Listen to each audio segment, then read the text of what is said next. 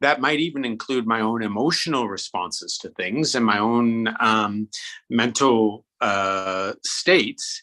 Can I nevertheless embrace a kind of, or can I recognize that I have attitudinal, the ability to make attitudinal adjustments, and those attitudinal might be embracing whatever comes. I know a great teacher who says, a friend of mine wrote, it was at a lecture, asked the question, I feel like I'm trapped in a coffin sinking into the sea. I don't know what to do. I don't know how to respond to this. And this teacher said, what you need to do is you need to embrace that feeling, instead of running away from it, instead of turning from it, instead of distracting yourself from it, you need to embrace that feeling as much as you can. He said, I know it's hard. I know in a culture like ours, when we're always just looking for a medicine to treat, instead of doing that, try this, even though it'll be difficult. And he said, if you do that and you can just keep embracing that, I promise you, within about a month, you'll be like a fisherman who's in the sea, just desperately wanting to catch a fish on the end of his hook. It will, hoping to have a feeling that intense again. It will be far gone. So this has to do with this concept of amor fati, I love it. I love it. I'm hoping we can talk more about it, especially how it applies to the book. I'm trying to make sure that I'm not letting folks in. So it looks like we're already live. Fingers crossed that we are actually live, because I can't record this for some reason. So Chris, do you see the record button on your side?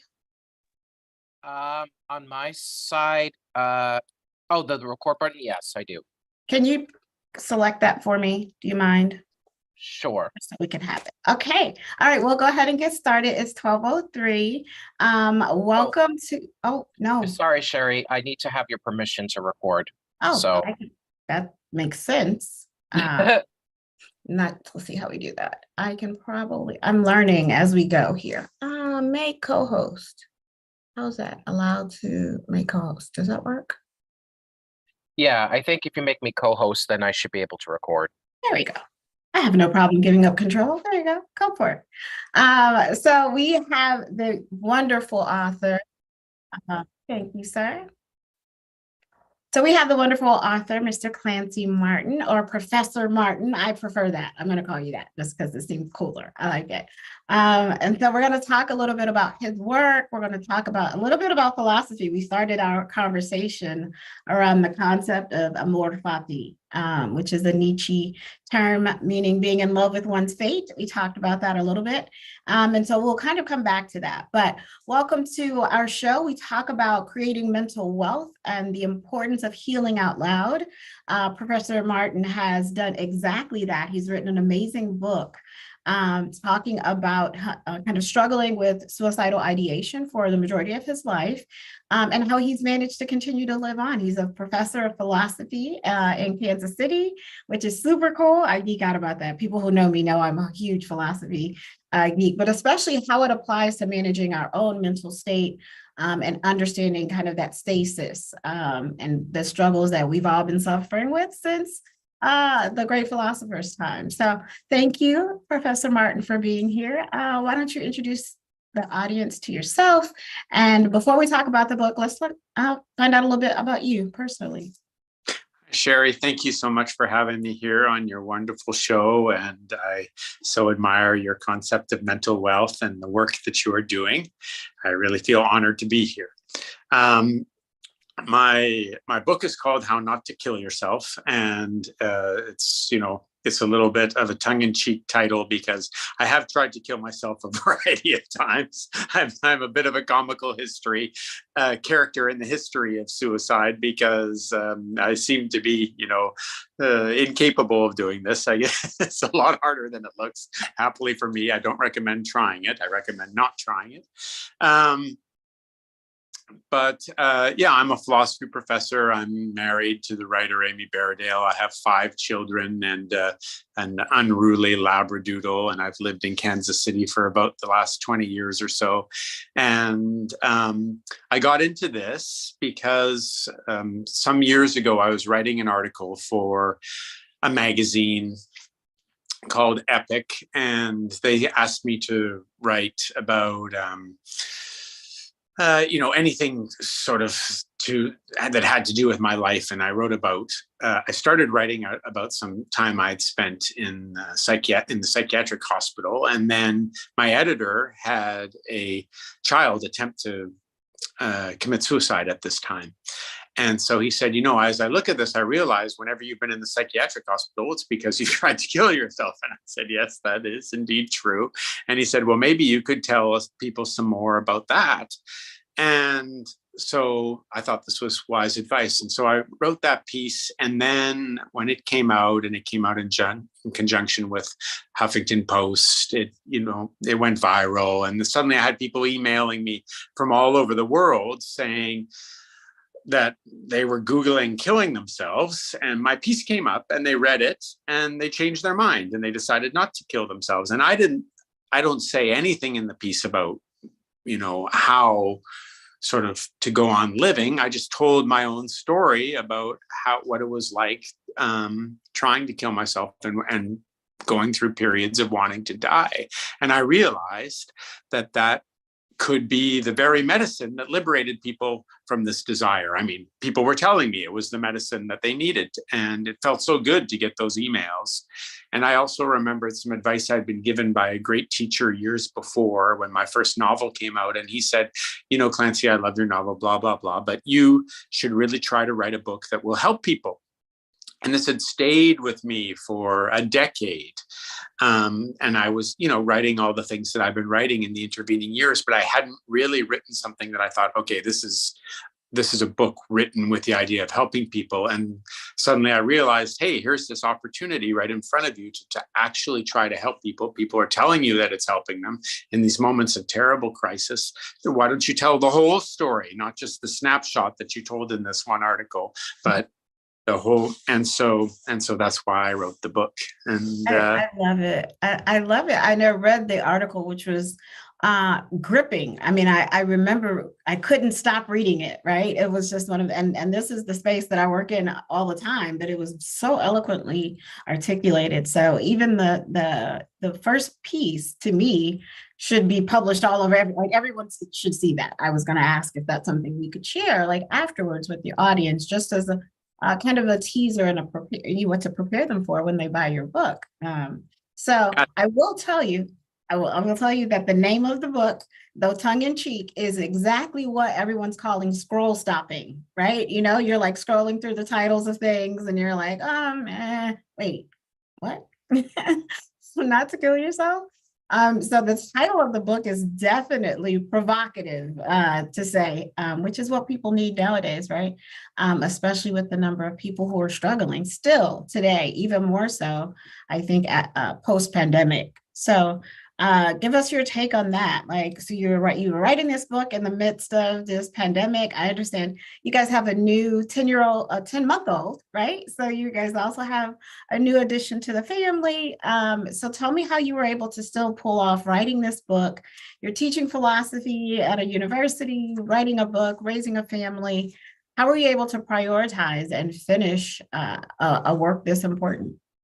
Oh, well, thank you. Yeah.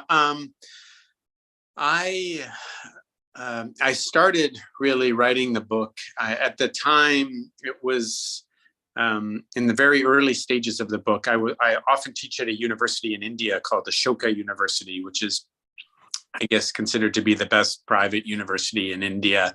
I love to teach there. Wonderful, wonderful students. And my wife and I and our son, who was 2 at the time, were all living up in a little village and kind of high up in the Himalayas. And then I would drive down to the airport and fly in and teach for a few days and then fly back. And then COVID struck, and suddenly we were locked down in this little village in the Himalayas. And which was, in many ways a very frightening experience because there were food shortages and people were at that time very afraid of foreigners just generally, to be a foreigner was kind of perceived to be as somebody who might be a source of COVID.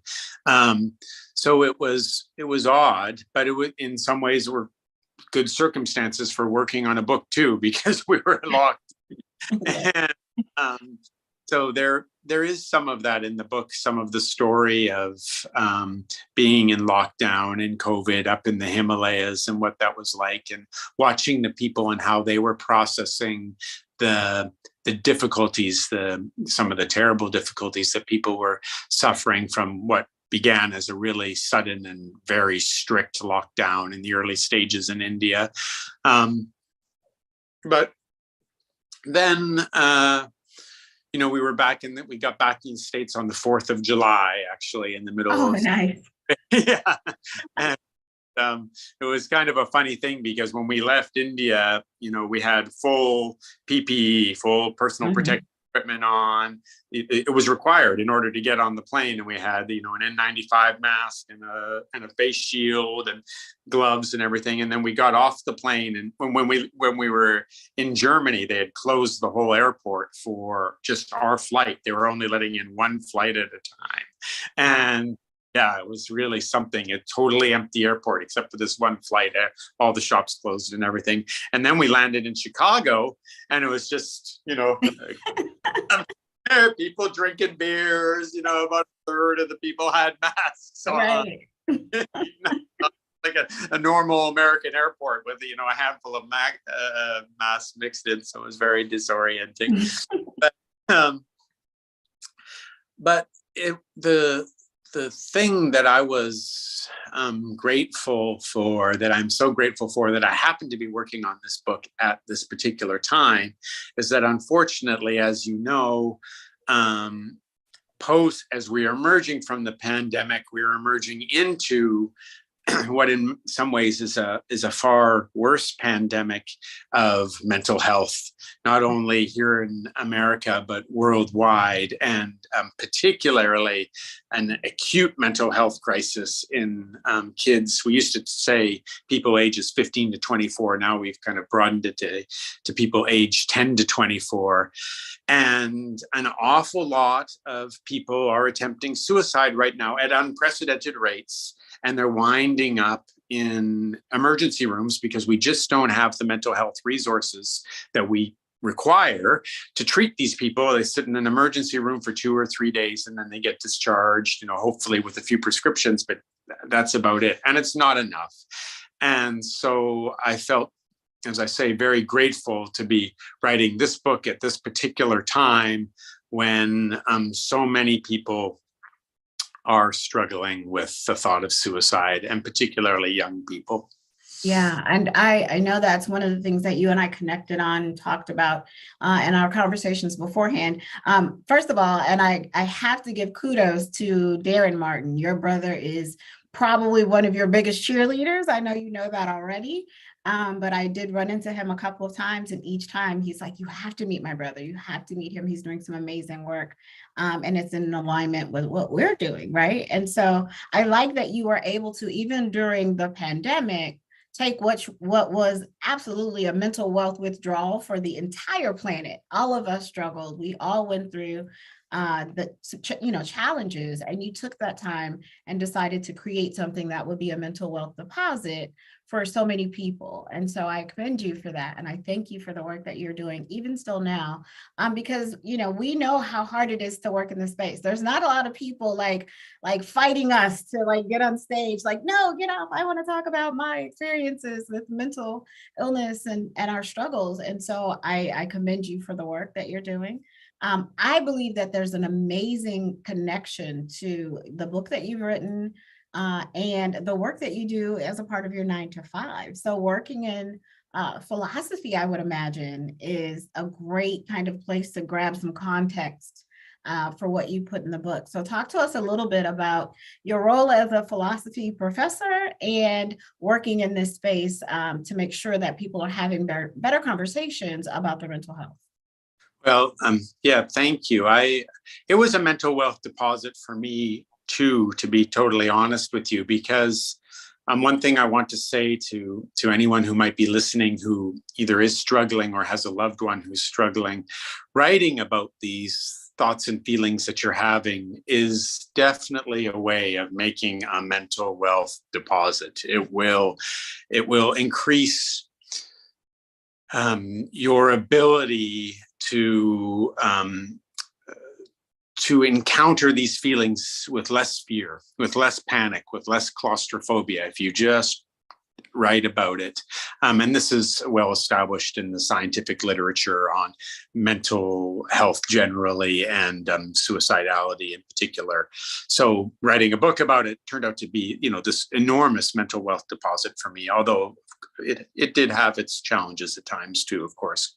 But it's nice that you should ask about how it connects to my day job, being a philosophy professor, because just yesterday I was in my money, medicine, and morals class, which I teach every year, and it's a huge class, and there's always med students in there, and pharmacy students, and nursing students, and a lot of these people are, one way or another, going to wind up in behavioral health.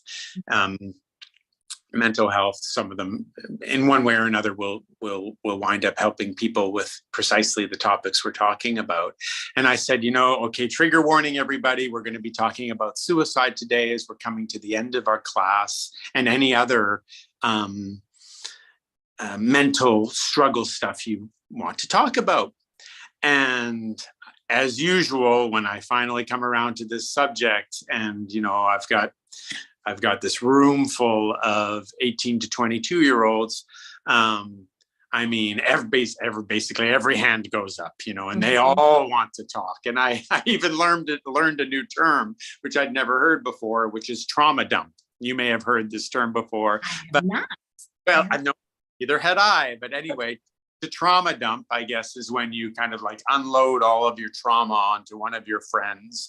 And I guess sometimes it has a positive connotation, but sometimes it also has a negative connotation. And one of my students said, almost all of them had a story about a suicide attempt that either of a friend or one of their own. It was remarkable.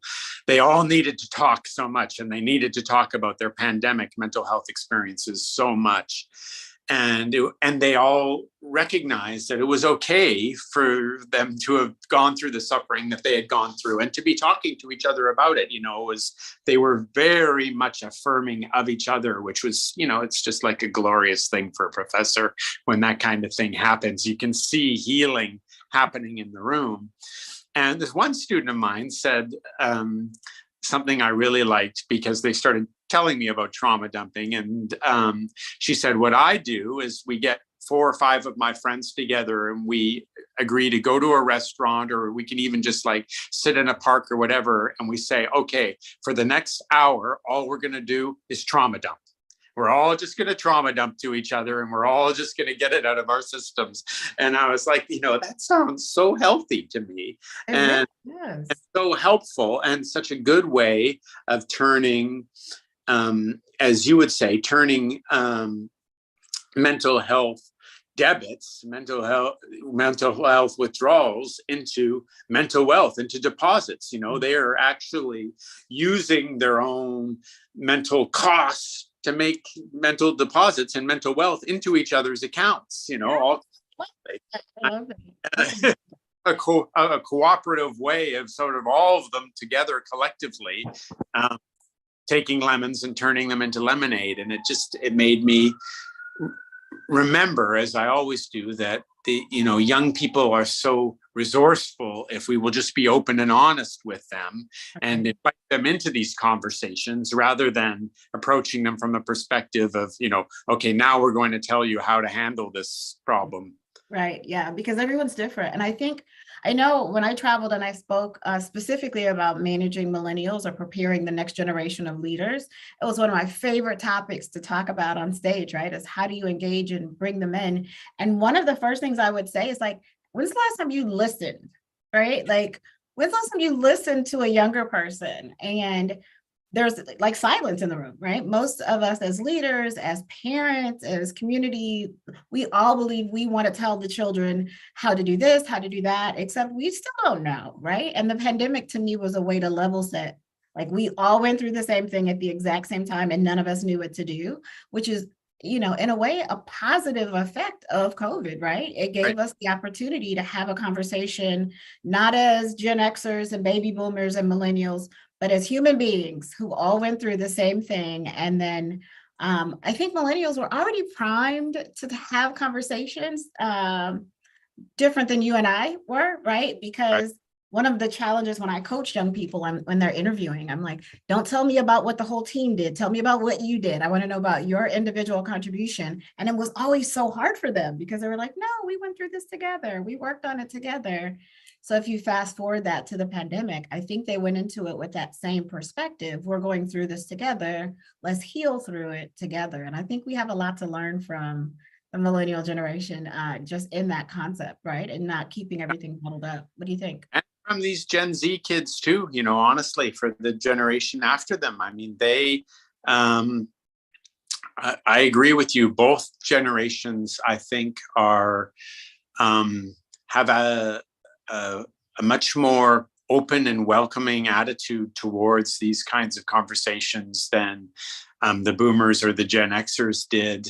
And I think this is a great change for the better.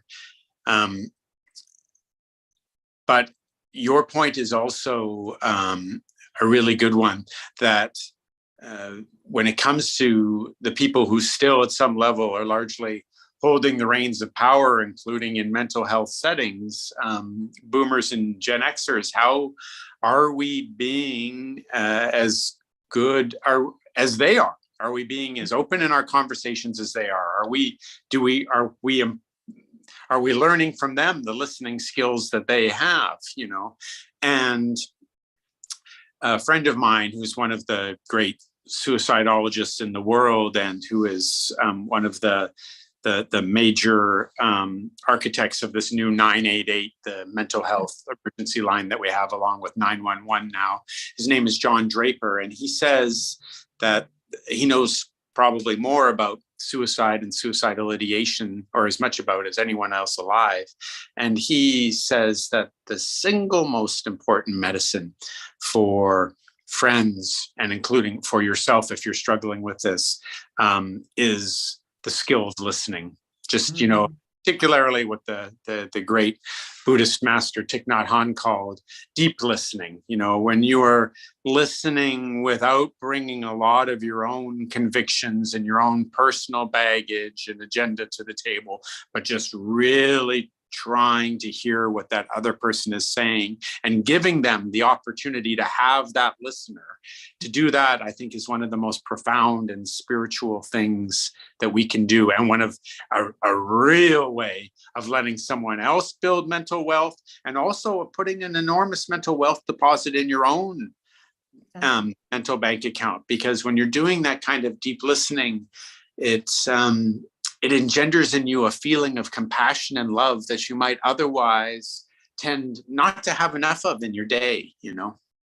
I agree. And it's so interesting because very few people, when you hear that, and I've had interviews with, I don't know, hundreds of people since the pandemic, listening never comes up as one of the things that they choose to do, right? I mean, it's like, I'm so busy doing these things to try to catch up, to try to get back to normal, as opposed to, this is our new normal, and we should slow down and listen, and not listen to respond, but listen for the sake of just listening. And I think that that's a course that we probably need to teach at a university for adults and parents. And just, you know, how do you listen actively, but not to solve, not to create a solution, but to just be that ear. And the work that Chris does, Chris works as a peer specialist, right? Which is the non-clinical version of people who've gone through similar lived experiences, who have that amazing capability of just listening. Because we did mention on the call before we started recording, how the age of the first attempt has gone down to 10. Right, where a young person will try as early as 10, but if they had someone that they felt they could listen to, right, and that could listen to them, and they could listen to without being scolded or judged, or, I think judged is probably the bigger issue, that gives them that safe space, right? Which is why we try to create this curriculum. So tell me a little bit more then about your university students, because we have a creating mental wealth curriculum for university students, and they tend to always be a little bit overwhelmed by the happiness, and I'm air quotes, of social media and how their lives compare to the lives of what they see on social media. So how do you think, and I know we've got to wrap in a moment, but how do you think that falls into the whole mental wealth perspective, the inundation of everything on social media?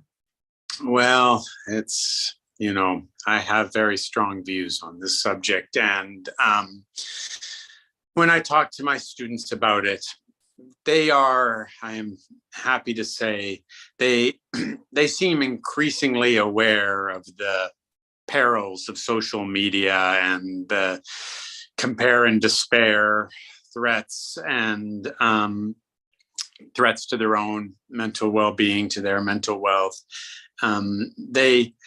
Whether or not they can liberate themselves, or ever in a position, given their social lives, to be free of social media in the way that some of us who are older, I'm not on social media, and I won't ever be, because I don't consider it to be good for, every time I was on it, it wound up creating a mental debit for me, not a mental credit. It took away my add to it. So I just decided several years ago, I'm just going to stay away from it, because it doesn't seem to be helpful for me. Obviously my students are not in a position to do that, but at least they seem to have more awareness now than maybe they did 5 years ago, of the fact that this can be very mentally unhealthy. They, may still be engaging in a lot of addictive behaviors when it comes to this question. But I think that for this age group, we are going to have to meet them where they are. And so we're going to have to find ways, particularly when it comes to the things that you and I are working on, find ways to help them interact with people who are sources of mental well-being online, and through the, where they can do this kind of thing on their phones. And people, of course, are making these efforts, but so far the efforts haven't been terribly compelling, I'm afraid. And so I think this is a challenge for the two of us. I mean, you're doing it right now. The more we can do this kind of thing, and in more and more creative ways, I think the more young people we can help. And getting them where they live, whether it's Discord or TikTok or whatever it happens to be, we've got to make the effort to do that. It's interesting that you mentioned TikTok. So Mashera, who is our social media and marketing guru, she's like, Sherry, you got to start doing TikTok. So I was like, I don't. But I will. I understand that I do. You made a great point. Have to meet them where they are, right? I'm struggling with that one. So you're not on social media. I'm slowly trying to like ease my way into it without completely embarrassing my children, which is probably my concern more than anything. They're going to be like, oh my gosh, my mom is doing the most. But I will do whatever it takes if I believe it's going to save lives, right? And if what I'm doing will be a mental well, even if it's just from a laughter perspective, if people want to laugh at me trying to do the latest dance, and if it brings a smile to their face, absolutely. But I definitely want to thank you so much for this work that you're doing. Tell us how we can find your book, when it's available. I'm super excited to be able to support this initiative. So tell us a little bit more about where to find the book. Oh, thank you. Well, I guess, the easiest way is just to go on Amazon. It's being published. It actually comes out in all its various formats on March the 28th of this coming year. So it's still a few months away, but you can, they have the pre-order button, of course. I don't think I pre-ordered books very often, but it'll be in, I guess all the bookstores and things. It's still nice to go into a local bookstore and buy a book. But yeah, I hope that if people, I think if you're able to put up the link to that article that I sent you, maybe that could be helpful to anybody who's struggling. And if there's anybody who's struggling or has further questions or knows someone who's struggling, please email me and just say, hey, and we can talk about it a little bit, because I have literally spent my entire life thinking about suicide. And so consequently, I think I can at least try to help and try to be a good listener, if nothing else. Thank you so much for that. I was looking for the link so that I can post it here. We do also have a link to your book so that you can go there and pre-order Professor Martin's book. And I did add the link to the article that you wrote so that people can read that as well. So thank you so much for the work that you're doing. I know this won't be the last time we chat. We'll have you back again so we can talk about, when we get closer to the book launch, so we can support you in that. And if there's ever anything we can do to help, please do. You know how to reach the entire team now. So this will go on live on YouTube. I'm not sure if it ever made it to LinkedIn. It's one of those things that my fingers are crossed that it's actually showing there. If not, we recorded it and we will upload it as soon as we're done. So Professor Clancy Martin, thank you so much for the work that you're doing to save lives one heart at a time. And thank you so much for being a part of our mental wealth movement. We're excited to have you on board. Thank you. I'm so excited to be affiliated and to help in any way that I can, and really grateful. So thank you very, very much, Sherry. Thank you. All right, guys. So thanks for joining us. We will see you on our next episode of LinkedIn Live. Have a happy holiday.